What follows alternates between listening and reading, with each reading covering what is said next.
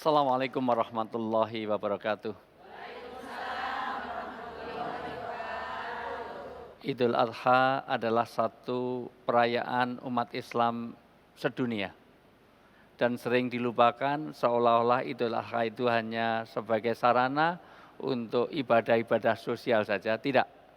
Sesungguhnya Idul Adha mengingatkan kepada profil keluarga teladan di dunia ini. Paling tidak dengan Idul Adha ini mengingatkan satu kepada Nabiullah Ibrahim alaihissalam. Nabiullah Ibrahim alaihissalam adalah nabi yang terbaik dalam pengertian bapak yang terbaik di seluruh dunia dan suami yang terbaik di seluruh dunia. Sementara Rasulullah mengatakan baiti jannati, rumahku adalah surgaku. Dan rumah dalam surga ini adalah rumah yang surgawi betul, itu dicontohkan oleh Nabiullah Ibrahim beserta istrinya Hajar dan beserta anaknya Ismail alaihissalam. Mudah-mudahan hari ini kita mengenang siapa Ibrahim. Ibrahim alaihissalam adalah satu nabi yang namanya paling banyak disebut setelah Nabi Muhammad. Bahkan siapapun tidak akan mengalahkan nama Ibrahim untuk disebut.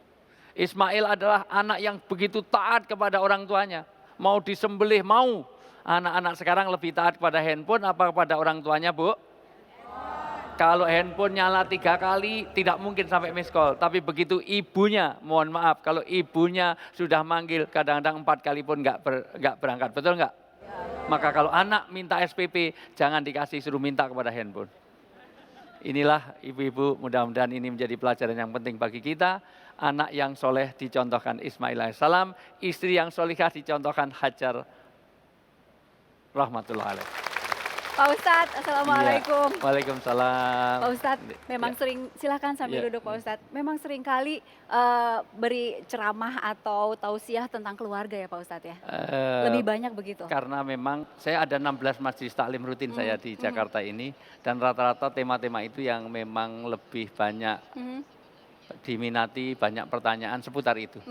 Sehingga memang nggak tahu tema-tema yang lain itu harus dikaitkan ke sana. Idul Adha aja saya kaitkan dengan keluarga karena memang itu menarik. Baik, mungkin ibu-ibu di sini sering nonton begitu ya, tausiah Pak Ustadz, ceramah Pak Ustadz di beberapa televisi, sudah banyak banget ya Pak Ustadz. Tapi ingin melihat lagi Pak Ustadz ini, Pak Ustadz Wijayanto bagaimana profilnya? Lihat dulu sebentar ya Pak Ustadz ya. Nama Ustadz Wijayanto mulai dikenal publik setelah aktif berdakwah di media elektronik. Ia dikenal sebagai Ustadz humoris karena kerap menyelipkan lelucon dalam dakwanya. Wijayanto sejak dulu memang dikenal sebagai sosok yang periang. Tidak hanya pada saat berdakwah saja, ia juga kerap melemparkan cerita-cerita lucu pada keluarganya, terutama Ulayah, istrinya. Lelaki kelahiran Solo, Jawa Tengah, 27 Desember 1968 ini memiliki nama lengkap Dr. Haji Ahmad Wijayanto MA. Menikahi Ulayah Adiani pada tahun 1997 dan dikaruniai 3 orang anak yakni Zikrina Iva Yohanida, Muhammad Nufail, serta Muhammad Najah. Ustadz kocak ini menyelesaikan studi master sosiologinya di Universitas Islam Internasional Islamabad, Pakistan pada tahun 1997. Dan sebelumnya menyelesaikan kuliah di Universitas Gadjah Mada pada tahun 1992. Sebelum aktif di televisi pada tahun 1980-an, Wijayanto banyak aktif dan mengisi acara di Radio Geronimo di Yogyakarta. Kemudian berkembang ke TVRI dan kini ke beberapa stasiun televisi swasta nasional. Meskipun jadwal kegiatannya penuh, Wijayanto masih meluangkan waktunya sebagai dosen magister manajemen Universitas Gadjah Mada dan pengasuh utama pesantren Bina Anak Soleh. Pak Ustadz, Itu tadi dapat disebutkan dari mana? banyak Pak Ustadz. Itu ada tadi, foto yang berkumis itu saya ya malah itu, nggak. yang kumis dan rambut gondrong itu kapan itu terakhir Itu Pak Ustadz? zaman mahasiswa kali ya. Mahasiswa Dengan itu posenya memang, gimana tadi Pak Ustadz? iya, Iya. khas waktu. Udah Saya malah jarang nggak pose tahu itu seperti filenya, saya nggak punya itu dari Nggak mana. ada ya.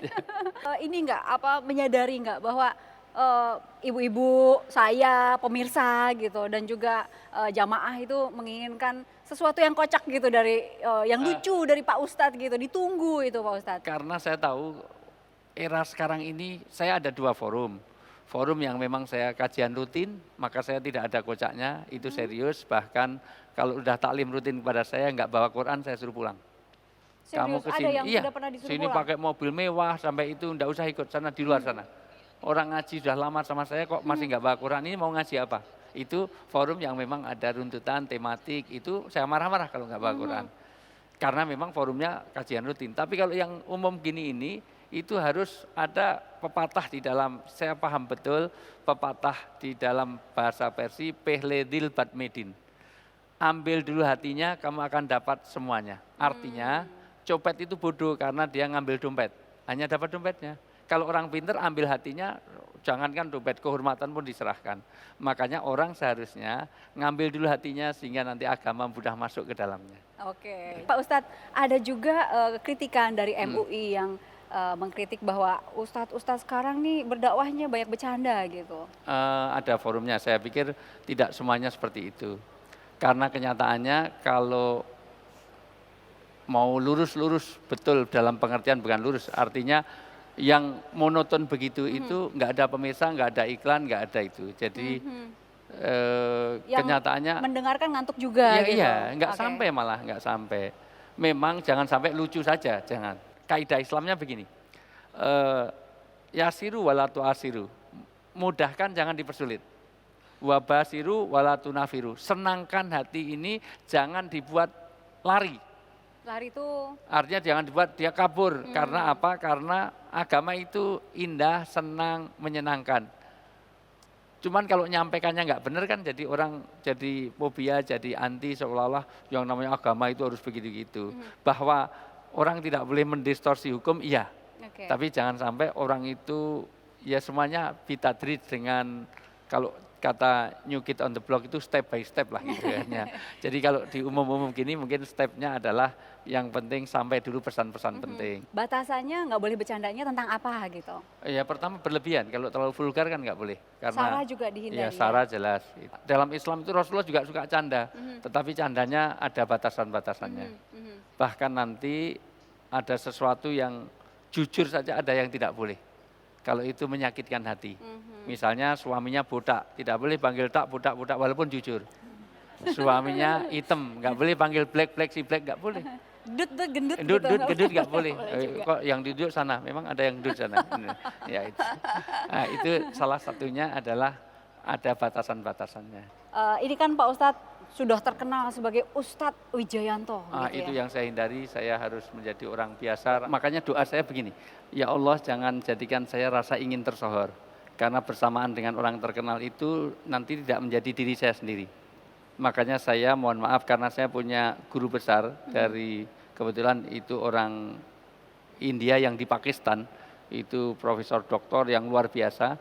Dia mau ngobati hatinya supaya dia tidak menjadikan ego dan merasa dirinya tinggi.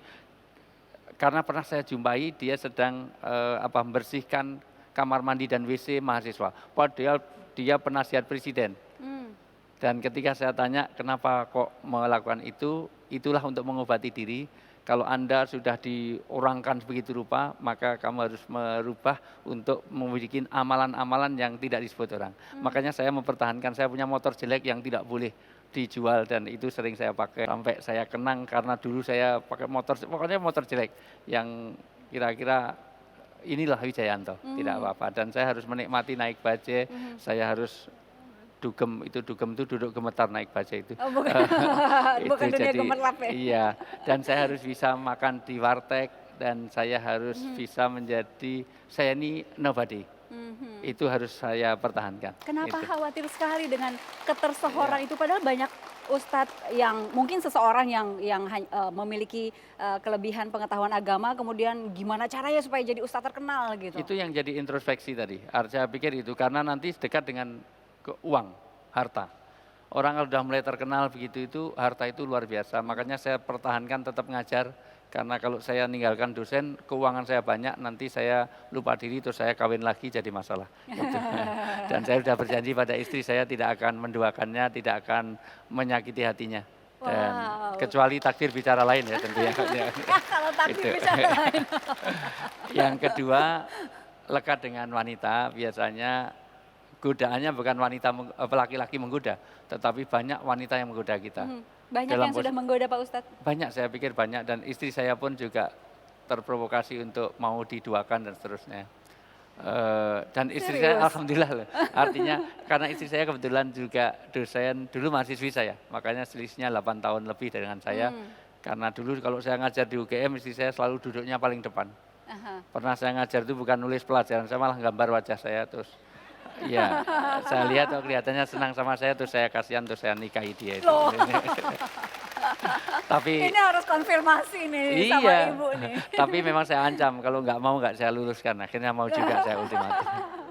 Jadi ada satu filosofi yang menjadi inspirasi saya ketika ada belibis itu menolong burung belibis, berarti burungnya kaya banget karena dia bisa belibis. Itu nolong kura-kura yang kura-kura yang kehabisan air. Maka kura-kura itu ditarik ke atas dengan cara apa? Suruh gigit kayu. Kemudian kayunya itu diangkat oleh burungnya itu, tapi dia lupa, baru diangkat sedikit, dia lupa, dia pamer kepada teman-temannya. Wah, aku bisa naik. Ya, karena padahal terlepas dan jatuh. Saya tidak ingin terjatuh karena popularitas, terjatuh karena itu harta, terjatuh karena politik. Berapa banyak teman-teman seangkatan saya terjun di politik sekarang di Cipinang. Berapa banyak teman yang terkenal mengumpulkan harta sekarang juga jadi tersangka. Bahkan berkedok pengobatan, berkedok yang lain-lain. Jadi naudzubillah min dzalik lah. Mudah-mudahan Allah mahfadna, mudah-mudahan Allah menjaga saya. Dia dari belakang bawa garpu, cup, kabur. Kita dongkol